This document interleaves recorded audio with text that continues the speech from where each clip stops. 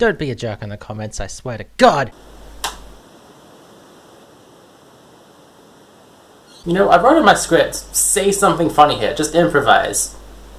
Can't think of anything. Don't know what this gesture is. I'm on camera for some reason. On with the video, I don't know. Fuck. Oh! Who lives in a pineapple under the sea? Balan Wonderworld. Look, this isn't one of those outrage clickbait videos, alright? I have a lot of nuanced critique about this game, and I'm actually overall positive about it. Even playing the demo, I had a lot of massive opinions, but I knew I needed to play the actual game to really get a gauge for things. So, I bought it, and I played it, and I wrote a crap ton of notes. I'm still not entirely sure where I want to go with this video, but I suppose talking about the game itself would be a good start. Balan Wonderworld is a 3D platformer released on basically every platform in early 2021. You play as one of two characters, Leo last name or first name last name. Their backstories are slightly different from one another, but basically they're both having a tough time. One day they find themselves at Balan Theater, run by the mysterious Balan, who takes them to the world of Wonderworld. Balan Wonderworld is a simple and intuitive platformer game which centers around collecting costumes. Each costume grants you a different power, such as the ability to float, a melee attack, or abilities that grant you access to new areas. There's a ton of these costumes throughout the game, and it's always exciting to see what new gameplay mechanics each of the game's 12 chapters will offer. Of the 12 chapters, each contains 2 stages and a boss. You can play these chapters in any order as you unlock them, and to progress through the game you need to collect Balan statues. There's 8 hidden in every stage, often requiring the use of costume abilities. Some statues require a specific ability, while others can have multiple solutions. Sometimes you might see a statue that you can't get to yet, but you'll find a costume in a later stage and realize, oh, that's the one I needed earlier. It all comes together to create an immensely satisfying gameplay loop. In fact, while it's hardly groundbreaking and certainly not without its flaws, Balan Wonderworld ended up resonating with me quite a lot. Yet, if you believe what you read on the internet, it seems as though I'm an extreme outlier in that opinion. So, what's everyone so mad about then? Okay, I suppose there's no avoiding it, huh? You know the story. Square-Enix reveals a new project from 2 of the big names behind Sonic the Hedgehog and Nights into Dreams, and it looks gorgeous! At this point, we have good reason to be excited. Don't let the current state of the narrative now that the game is out fool you. People were excited for this game, and it generally looked pretty good in the trailers. It's only once the demo dropped that it all fell apart. Okay, that demo. So there was a lot that went wrong here. The first chapter of the game isn't exactly a good first impression, doubly so if you played the demo on Switch, which most people did. And oh boy, I'll have a lot to say on that Switch version in a moment. But unlike seemingly most people, I didn't actually hate what I played of the demo. In fact, I played it twice, all the way through on 2 different consoles, Nintendo Switch and PS4 Pro. This provides a look at 2 very different versions of Balan Wonderworld. It's clear that the developers focused on the higher end platforms first and then downscaled the game as necessary, resulting in missing graphical effects, lower resolution, and uneven performance on the lower end systems. This was a mistake in my opinion. Balan Wonderworld was always going to get the most attention on Switch, particularly given this game's younger target audience, but especially in Square-Enix's home country of Japan, where Switch versions of games outsell PS4 by a massive factor most of the time. You can't just make Switch versions of games an afterthought anymore, especially not a platformer game like this. Square-Enix had a responsibility to make Nintendo Switch the lead platform, and they screwed it up. But if you're playing the game on PS4 Pro or the next-gen systems, you get a very different and much smoother experience, and the game doesn't just look better, it feels better to play too. I definitely enjoyed the demo a lot more on Pro, and yeah, I actually enjoyed the demo, so I was torn. Do I get the game on Switch where I can enjoy the convenience of handheld play and really put time into the game? Or do I get the game on PS4 Pro and get the most visually striking, smoothest performing experience, but with the downside of being locked to the TV? In the end, however, I didn't buy the game at launch. I just couldn't bring myself to buy it for the full price of Well, there's a bit more variability in game prices in the rest of the world. Balan launched at 90 Aussie dollars here, putting it slightly above the $80 price of most Switch games. That's roughly US $60 after exchange rates. High demand games usually get a lot of pricing competition in Australia before they're even out, but such was not the case for Balan Wonderworld, since it probably wasn't in that high demand. You could probably get like $5 off around launch, but I straight up wasn't comfortable with getting the game that close to full price. And it stinks, cause despite everything that happened with the demo, I still very much was looking forward to Balan Wonderworld. Thankfully it didn't take too long for discounts to start. At the time of writing, the game was down to half price at multiple retailers in Australia. So, which did I get? Switch? PS4? It turns out I got it on Xbox, huh? Interesting choice. I got this for basically half price on Amazon UK, and there's a reason I say UK and not Australia, and that's because, fun fact, the game didn't get a physical release on Xbox here. Not entirely sure why. Maybe since Xbox as a brand is barely relevant in this country, maybe since Square-Enix doesn't have an official presence in Australia and the local distributor wanted to cut cost. Either way, this is an import copy. For comparison, Australian games usually have the same contents but a different classification and warranty terms from their European counterparts. Really, Humantina? That's your example of a local copy of an Xbox game? So yeah, I imported it from the UK, alongside this cool quote-unquote G2 case reprint of Sonic Unleashed. Cause collecting these things is exactly the bad habit I needed. I just think they're neat. Oh, right, we're talking about Balan Wonderworld. Of course, since I'm me, I'm gonna wind up getting every other version of the game anyway, but I'm gonna wait and see just how low those versions can go. For now, I'll be speaking about my experiences with the Xbox version. So I'm playing on Xbox One S, basically the base Xbox One, and full disclosure, my capture hardware is absolute junk that can't go above 720p 60fps. So, I'm going to be using a mixture of stream footage, downscaled captures, and stuff captured from the Xbox's built-in video recording. Nothing that really showcases the game at its absolute best. Not that it probably matters that much, since for the majority of the time, the base Xbox One version runs at an incredibly low resolution. My amateur pixel count suggests 792p, and that's with no anti-aliasing and the low graphics settings. In fact, the base Xbox One version looks practically identical to the Switch version, just at a higher frame rate. Yeah, for those that don't know, every other version of the game besides Switch runs at 60fps. In my experience with the demo on PS4 Pro, that's basically a locked 60fps too. On my humble Xbox One S, it's pretty rough actually. Not Switch bad, but not great either. But you didn't come here for a performance analysis. You want to talk about actually playing this game. So without further ado, let's dive into the world of Wonderworld. Wait, what's that? Oh god, is that...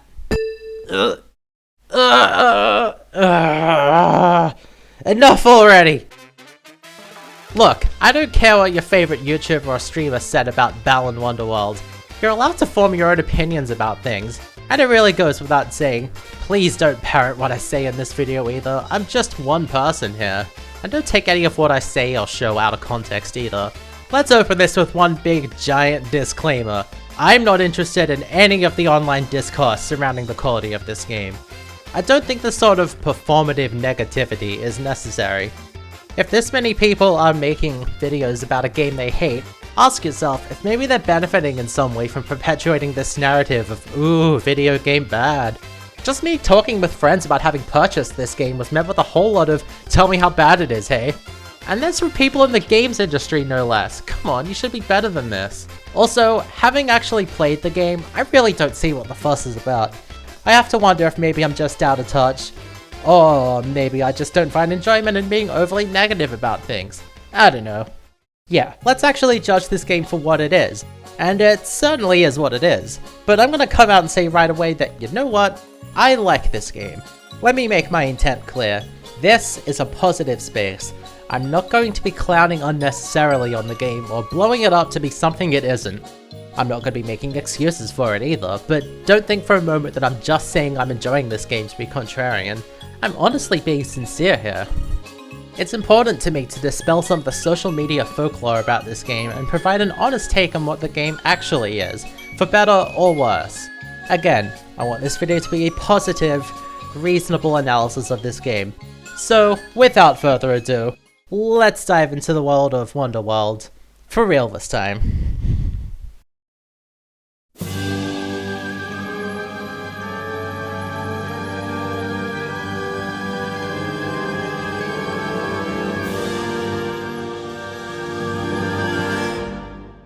Okay, so I already gave a basic outline of the game earlier. At a glance, Balan Wonderworld could probably be considered a collectathon platformer, although unlike most collectathons, the stages are mostly linear, with some light exploration and new areas opening up if you return with new power-ups. Rather than calling it a collectathon, I suppose you could liken it to games like Billy Hatcher and the Giant Egg, or, you know what, Blinx the Time Sweeper. In fact, the gameplay and design similarities to Blinx the Time Sweeper really start to make sense when you consider that Naoto Oshima worked on both games. And in fact, Blinx was developed by Artoon, and Balan Wonderworld's developer Arzest was formed by key Artoon staff. I checked, and yeah, both games share like 4 staff members. The art director, some programming staff, and Oshima-san himself. Hey, the more you know. Arzest doesn't exactly have the greatest track record behind them as far as developing games go. People like to bring up Yoshi's New Island as an example. But hey, going through the Artoon gamography, Yoshi's Island DS isn't that bad, and there's certainly games like Blinx and its sequel which are interesting but flawed games. Also, you know what else Arzest worked on? Fantasian. Just putting that out there. You know, Arzest's logo isn't anywhere on the box. Balan Company is really just like a Sonic team. It's just, or RGB Studios, just like a group of people who develops a game. It's not like an actual company within Square-Enix or Sega. Balan Wonderworld is admittedly more flawed than interesting, but above all that, it's an absolutely delightful game. The art and the music and character design and the whole musical theater motif come together to create something that just makes you smile. When you get halfway through a stage, you get a standing ovation from the cast members. This is a game that wants to make you happy. And that theme of optimism is especially prevalent in the story of Balan Wonderworld. Each chapter introduces a new character who goes through something terrible. The farmer who loses his crops, the bug girl who struggles to make friends, the artist experiencing art block. Oof, I've been there. But no matter how stressful things get, there is always light at the end of the tunnel. And throughout the game, you help these people deal with their stress and trauma and move forward. We can start over. We can find our inspiration. We can get through it if we just let people help us. There is always hope, we just need a little push sometimes. At least, that's the takeaway I get from it anyway. Balan Wonderworld tells the story without any dialogue. You're usually shown things rather than told them. And when characters do speak, it's in a made-up language. Huh, I guess they do mention him by name after all. This is Lance, or Lance, and he's the bad guy basically. The Reala to Balan's Knights. Admittedly, his motivations aren't made entirely clear in the game, but it's safe to assume that it's a similar sort of dynamic to that in Knights into Dreams. Spiritual successor and all that. Anything further I can say at this point will get into spoiler territory, so let's actually talk about the all-important gameplay. So, yeah, as we've established, it's a 3D platformer game.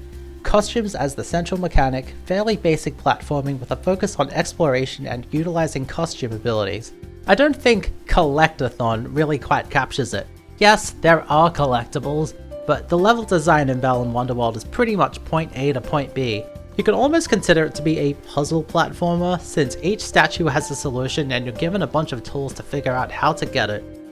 Well, no matter what microgenre you call it, I'm adamant that the first chapter in the game makes a terrible first impression. Of course, the stage is limited in scope so as to not overwhelm the player with mechanics this early on, but the shifting perspective combined with the rough performance in some versions of the game is just uncomfortable. Thankfully, the game has more than one chapter. Shocking, I know. Even going into chapter 2 it gets a lot better, and as you progress further the stage design becomes more open too. Still linear, but there's a lot to do in these areas.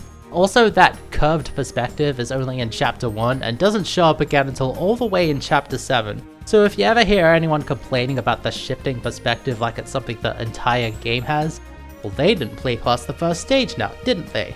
Gotcha. Unlocking more chapters is perhaps one of the game's real early annoyances. Remember those Balan statues? You need to collect these to progress through the game. In the first 2 chapters of the game, that means you can't go on to the next one without collecting a certain amount. Thankfully, this quickly becomes less of a problem as the game goes on. You start unlocking multiple chapters at a time, and the statue target becomes a lot more manageable. I got the 120 statues needed to access the final boss long before I'd even beaten every chapter in the game, so as long as you keep an eye out, you're probably gonna be fine. Most of the game's Balan statues are awarded for exploration challenges in each stage, utilizing the costumes you collect throughout the game. There is a ton of these costumes, and they each bring something new to the table. Sometimes you'll see something that you know there's a costume for, but nothing you have access to can tackle it. Later on you find the exact tool you need, and that feeling of the pieces connecting together is so satisfying. It's all about having the right tool for the right job. Sometimes multiple costumes will have similar effects, giving a particular statue multiple solutions. Sometimes abilities are so specialized that only one costume can do the job, and some costumes are so powerful that they can skip whatever the developers were intending you to do. It's all about giving the player a bunch of tools and the freedom to figure out where they can apply them. There's other ways to collect statues too. Bosses will award statues for each of the ways you can hit them, awarding all three if you manage to defeat them with perfect execution. The bosses in this game are great, by the way. The designs are all absolutely incredible, and they're usually pretty fun. Not all of them are winners, sometimes they can be obtuse or annoying, but generally speaking, the bosses are a highlight. The final way to collect Balan statues is the Balan's Bout stages, and okay, I did say I wasn't going to pull any punches if the game warranted it, and this is definitely an element of the game that overstays its welcome fast. Balan's Bout is essentially a series of quick-time events. Yeah, no, because it worked so well in 2008, right? The timing on them is thankfully not too strict, but the timing also feels really odd, and you're only awarded the statue for perfect execution. And given that the timing is so weird, this is one aspect of the game that's going to be a wildly different experience for different players depending on your setup. Not just the platform you're playing on, but the monitor or TV too. Here's the thing, when I first bought the game, I was streaming, playing at my desk on a low latency gaming monitor, and I was pressing the button way too early every time. And then I played on the TV, and even in game mode, the delay was different. And then it hit me that it's timed around typical TVs, not the fancy gamer gear that I have. But now I'm compensating for that monitor, and I can't get the timing right on the TV. And then that monitor died on me, and now I have a new monitor, which is also different and This would be so bad if it was something you only encountered every so often, but there's at least one of these in every stage. That's right, not just one, but many stages have 2 or even 3 of them, and I always manage to fail that one prompt at the end of a perfect run too. Thankfully, I was able to get enough statues to beat the game early on, that it wasn't so urgent to actually beat these, but if you're trying to 100% this game, I don't envy you. Let's just leave it there on Balan's Bout, I think. I don't think I can say anything constructive about it. Well, okay, there is one benefit to doing them, and that's that they multiply the drops you're holding. What are drops? It's the game's other main collectible, of course. Drops are essentially like Mario's coins or Sonic's rings. They're the collectible that's placed all over the stages, and there is a purpose to collecting them, as they're used on the Isle of Tims. What's the Isle of Tims? Okay, that's 2 things that need explaining now. The Isle of Tims is the game's main hub area where you access all of the stages, but it's also a sub-game in its own right. As you progress through the stages, you collect eggs, which you take to the Isle of Tims to hatch into, well, Tims! It's tempting to say that this is the game's version of Chow and leave it at that, but that's assuming you know what Chow are, so okay. You hatch Tims from eggs, you feed the Tims drops to help them grow, and in return, they go to exercise on the Tower of Tims. As the number ticks up, the tower is gradually restored more and more. When a Tim reaches its full growth stage, you can breed it with other Tims to create a new Tim that might have a combination of its parents' traits. It's not super deep, but it's satisfying to amass a whole bunch of Tims and watch that counter go up. It's a great way to relax between stages and call it pointless if you want. I think it's another one of those delightful little things about Balan Wonderworld. Also, they make noises! There are 4 types of drops with different levels of rarity: yellow, pink, red, and blue. Tims will take on the color of what drops they eat.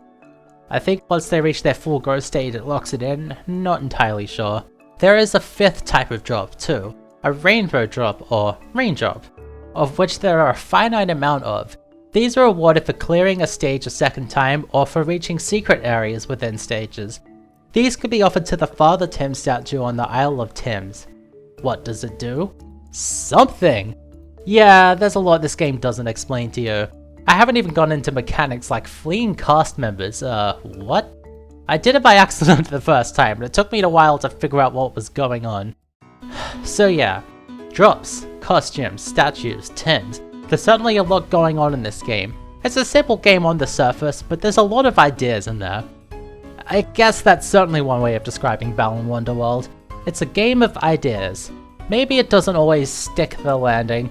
Maybe it's a little too high concept for its own good. But at the end of the day, it turned out alright, I think. Well, alright, the game definitely isn't without its flaws.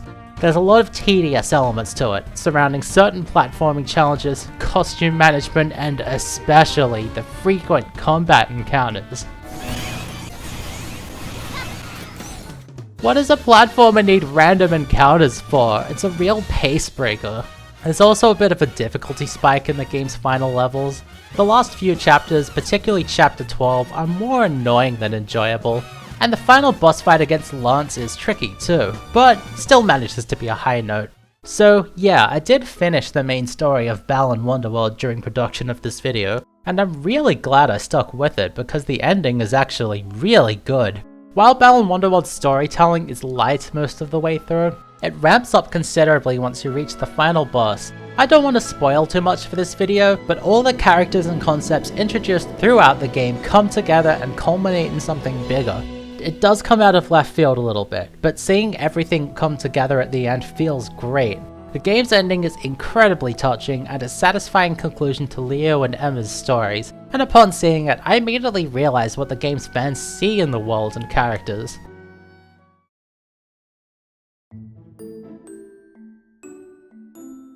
I guess that's what's so frustrating about this whole ordeal. In general, it feels like people are approaching this game wanting to hate it.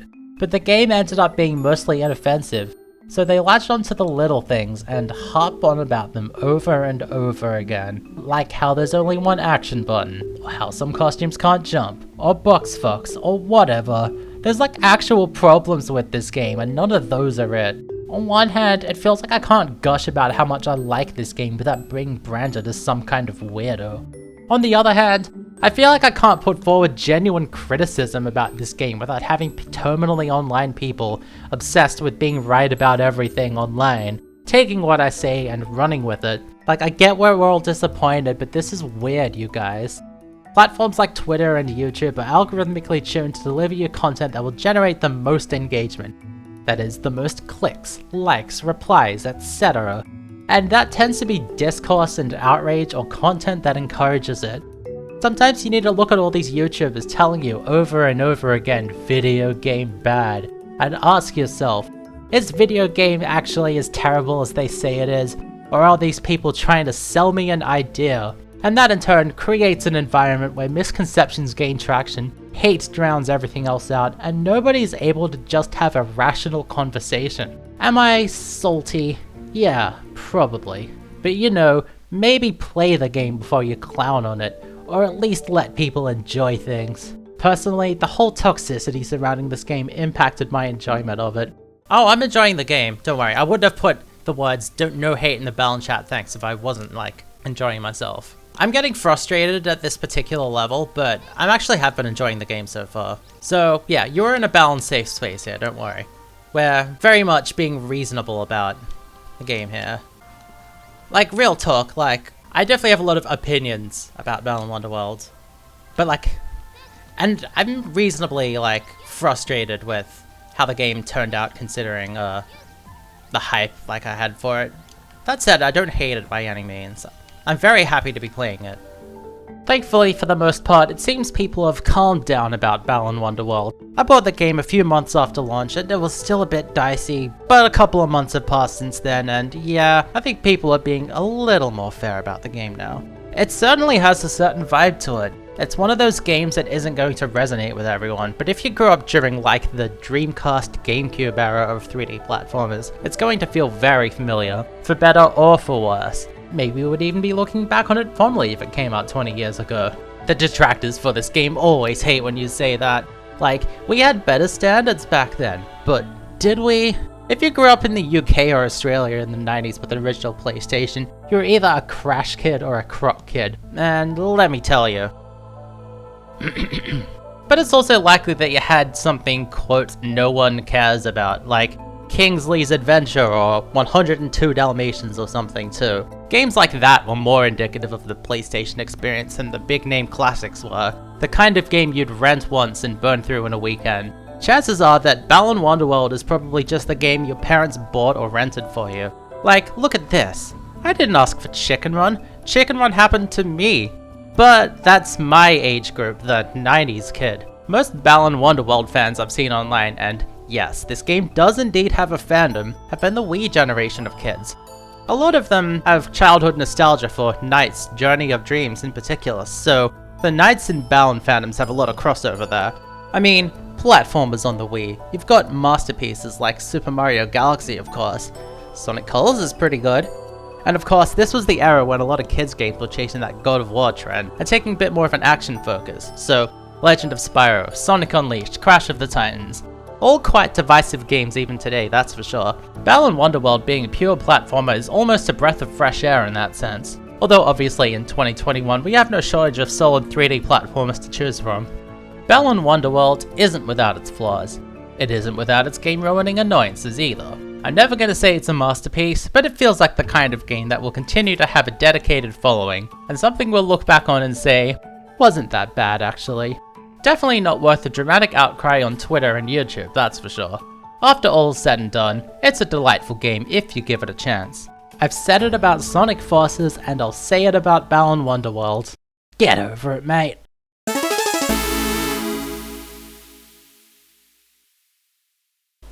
Hey guys, I'm Sonic Adventure 3.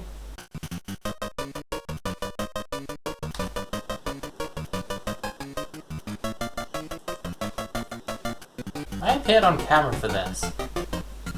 You're welcome. Hey, what's the difference between these two games?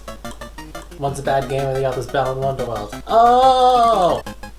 I just realized I had the wrong thing on my screen for that entire time. You know this is the only smart delivery game I own? If I get a Series X, this is the only next-gen game I have. Optimized for Series X? That's a stretch. Why don't I perform on camera more often? This is great. I feel ridiculous. Ooh, video game bad. Think of all the engagement I'd get if I were ragging on this instead. Ooh. Oh, I think everyone's gotten over it, actually.